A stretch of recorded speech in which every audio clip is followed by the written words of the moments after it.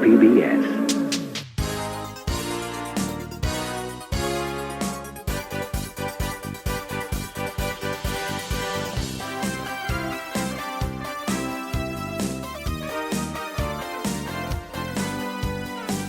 Hey, I'm Tyler. And I'm Katie. You're listening to Not-Stalgia, the best retro nostalgia podcast there is, but you don't have to take our word for it. What? Oh, that answers my next question, Kate.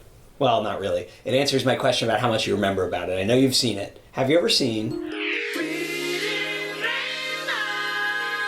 Butterfly in the sky, I can go twice as high. Take a look, it's in a book. Reading Rainbow. Reading Rainbow. I f***ing love Reading Rainbow. And when you said that, something scratched in my brain, you know, when you're just like poke that little part of your brain where you're like, what is that? Are we going to watch Reading Rainbow? Yeah? Are you ready to practice your literacy skills? I'm so excited. It's been too long since we've done some PBS on here. Even though that's not really the point of this podcast, I know that occasionally I got to throw you a bone, a PBS little treat to keep you on the line, keep you engaged, keep you willing to watch all the garbage that you don't have any fondness for. So what do you remember about Reading Rainbow, Kate? I remember LeVar Burton killing it every day. I remember that he would just read you books, and that sounds really nice. That's pretty much it. This show was created by Cecily Truitt-Lancet, Larry Lancet, Twyla Liggett, Lynn Gannick, and Tony Bottino. A lot of hands in the pot, Tony. And of course, it stars and is executive produced by LeVar Burton, who was killing it back at this time period. Because He's killing it now. He is, but back then he was on Star Trek. It's not like he became like a climate science denier or anything. Star Trek The Next Generation. Yeah. And he was on this, and he was in Roots, and it was like all happening for LeVar Burton. He had a great run back then. It's still happening for him. Let's look at his Twitter. So it ran on PBS from July 11th, 1983 to November 10th, 2006. They made 21 seasons and 155 episodes. Here's a little interesting tidbit I unearthed while doing this research. Shortly after the show went off the air, LeVar Burton began trying to bring it back in some form because he's like really passionate about it. As soon as it went off the air, he was like, we got to do something with Reading Rainbow. It doesn't have to be a show, but it should be something. In 2014, he launched a Kickstarter campaign that to this day holds the record for the most individual contributors. It's like the biggest grassroots Kickstarter campaign ever, to bring Reading Rainbow back in several formats, primarily an app, though, for students and schools. Mm-hmm. He raised over $6 million, like really fast, like in days, and he used the funding to launch the app. But weirdly, the Buffalo, New York PBS member station, who helped develop the original show, WNED-TV, sued LeVar Burton over this whole thing. All right, what's on his Twitter? All right, you found something? We need to pause the Show me trivia. LeVar Burton's Twitter, LeVar Burton's please. Twitter slaps. Here he is with, oh my god, I want to say Morbius. Here he is with Lawrence Fishburne, chilling out. His caption is such a knight. He's like your classic, like adorable boomer. Just the right kind of boomer. He's really positive. Sometimes he just tweets Happy Saturday, y'all. There's a meme of him from Star Trek. He's self-referential. Yep. He, wait, this is my favorite one. This is him on The View saying, I'll be absolutely candid and honest. It's embarrassing that we're banning books in this country, in this culture, in this day and age. He's really on the right side of things. Still killing it.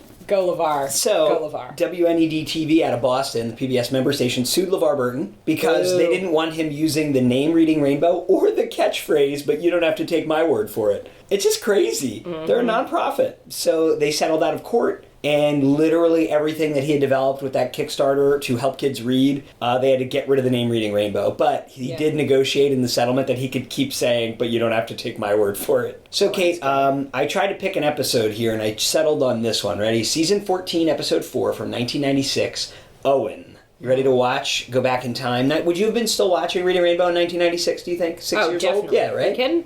That's appropriately aged. Yeah, I wasn't watching a show about, like, guns and killing, and you got, like, anime people hair. I could do both, Kate. Oh, yeah? I watched If you're a Reading man Rainbow. who can do both. And I could watch, Dragon Ball Z. I'll have you know. Owen had a fuzzy yellow blanket. He'd had it since he was a baby. He loved it with all his heart. Fuzzy goes where I go, said Owen, and Fuzzy did. Upstairs, downstairs, in between, inside, outside, upside down. Fuzzy likes what I like, said Owen. And Fuzzy did. Orange juice, grape juice, chocolate milk, ice cream, peanut butter, applesauce, and cake. Isn't he getting a little old to be carrying that thing around? Asked their neighbor, Mrs. Tweezers. Do you remember this intro?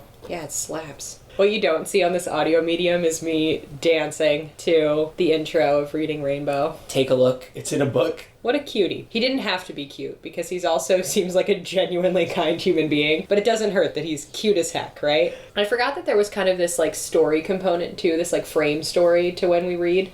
Oh, is there? I think so. My memories are very foggy of this. He's at a playground. He's got a cell phone strapped to his belt. That cell phone is massive. LeVar's outfit is peak 1996. He's wearing like a sky blue button-up, but it is massive. And he has a tie that looks like some kind of like evil hellscape. It's so like, ugly. Circles and squares. And then he has these white pants that have more pleats than I've ever seen. So he's on his phone talking about like a business meeting with Cecily, his assistant, who I remember the name Cecily, so I think she appears in like several different things. He sees these kids playing and he's like on the phone talking about his business meeting. Then he decided, in the most 1996 thing to ever happen, to just join the kids playing at the park. Now, normally, if a man who's going to a business meeting ripped off his tie, began unbuttoning his top button, and started playing on playground equipment with children, he's like literally helping kids on and off the slide. It would be really shady, but if it was LeVar Burton, I'd let him do it. Exactly. Yeah. He's so happy too. Look at him just being genuinely happy at the playground. He's just playing. There's like this corny Kids are, like, throwing 90s balls. like, lame rock song playing in This makes the me want to background. go to a playground. I'm not gonna lie. Don't. You will not receive the warm welcome that LeVar Burton does. No, I'm not LeVar. Why am I crying? Why am I crying? LeVar Burton. You're also crying. Talking about how much he loves being a kid and how much he enjoys playing. So you remember like they interview kids? You don't remember this part? Kind of. Oh, now they're interviewing kids about their favorite stuffed animals. It's so nice. Nobody fixed that little girl's hair before she went on television. Oh my god, they could have brushed her. That's why you're not LeVar Burton. I know. What's that bird want? That bird want to be on our podcast? Alright, now we're going to read the story. See, it's nice. That's Matthew Broderick. What is he doing Yeah, here? he's reading the book. Oh, there you go. They There do we credit him. You knew it before you heard it, before you saw it, though. Well recognized. So Matthew Broderick's now reading us a story about a mouse who has a blanket. This is so soothing. Are you not soothed? Should we start watching this as like the last thing we watch before we go to sleep at night? Maybe. Have you ever read this book? No. Did you? No, never heard of it. I certainly appreciate it more now, but as a kid, I was always kind of let down that they don't animate these. Yeah. It's literally just the illustrations from the book, and the camera will like zoom in or out, but there's no additional artwork or animation, so it's like a long still image. I've never seen two mouse parents look so tired. Look at them. How about Mrs. Tweezers minds her own business? Yeah, Mrs. Tweezers is the nosiest neighbor I've ever seen. Mrs. Tweezers is like, surely that child can't bring a blanket. I, however, can have any preferences that I want. Get out of here, Mrs. Tweezers. So now we flash back to LeVar Burton's childhood, which is in black and white. I love this LeVar Burton childhood trauma episode. Yeah, so LeVar's having a little trouble having a little sister. He's like, I'm smart, I can count to 33. She just pointed at her teddy bear. That baby is huge. Look how huge that baby is. Massive baby. If I was changing the channel as a 5-year-old and I came across this in black and white, I would be like, no, it's not Nick at Night, don't want to see it. I want to go on a seesaw. Why does LeVar get to have all the fun? Alright, so now we're learning about different jobs, because LeVar's like, guys, adulthood sucks, but maybe your job won't suck as much as other jobs. Here's a few jobs. Oh my that god, might look be at that fun. man with a mullet. Oh, yeah. Oh my god, that was peak 90s. So there's this comic book artist who's sitting at a table and he has a full spiked top, and then the back is maybe all the way, like the back of his long hair in the back goes all the way down to his butt. Wow. It's shocking. Oh my god, look at that computer. I could just watch this guy draw this comic page all day. They really glossed over the guy whose job it is to stack the comics at the production warehouse. They're like, kids, jobs can be fun. They don't want to talk about that person's job. Do you think any of these people were replaced by a computer? Oh, every single one of them. The comic is written by an AI now, I think. Oh, look, we get 3 book you get- recommendations. 3 book recommendations, which is amazing. I think they should have a grown-ups only playground where you can go to. LeVar is speaking to my soul right now. It's like, it's okay to be busy at work, but yeah, he's definitely not talking to the children. No, he's who like, are watching. all right, go have some fun. Make sure to take some time for self-care. Man, LeVar, we love. Whether you're a kid or a grown-up, or a grown-up kid, you've just got to have fun. Really, this is important because when you take time out for some fun business, then you'll be ready for all of the other business that you might have in your life. So, my advice, just go out and play, no matter how you like to do it. See you next time.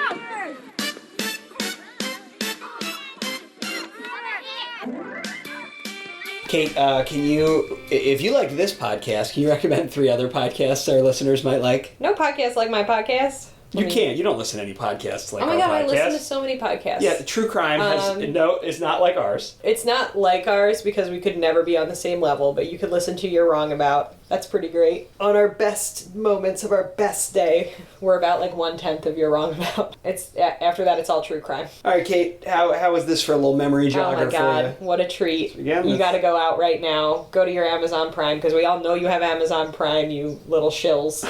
And I'm a shill too, guys. I get it. I understand the fast delivery. Give the money to Daddy Bezos. He's the real villain. I think LeVar Burton should take on Jeff Bezos In a what? fight. A boxing match? Yeah. I'd watch that. Yeah, it was fun. That was fun. Even for me. Oh my god, so much fun, right? We all watched it. Come on. Even if you were more like me. Even if you were cool, you watched it. Even if you watched Nickelodeon most of the time, you couldn't avoid reading Rainbow. Yeah. That was a lot of fun. Sometimes your like teacher would show it if it was raining and close to the end of the year and they were desperate. Yeah. All right. Well, I'm glad that was a nice little walk down memory lane. If you can hear birds in this podcast, sorry. Our birds are out of pocket. They're popping off. I was thinking about showing you the one that Bill Cosby reads, but I just figured I didn't want to distract from how great the show is with my nonsense. All right, guys, thanks for tuning in. Not much wrap up here because it was just good fun to watch LeVar Burton play on a playground and Matthew Put it on in the background while maybe like you're doing a chore. Maybe a chore that you're not really excited to do. Like if you put this on in the background while you're like, I don't know, doing your taxes or something. That would be fun. Or like organizing a drawer, you know? Subscribe to the podcast. Find us at Not-Stalgia.org. Email us if you have suggestions, Not-Stalgia@AOL.com. Thanks for listening. Reading Rainbow is made possible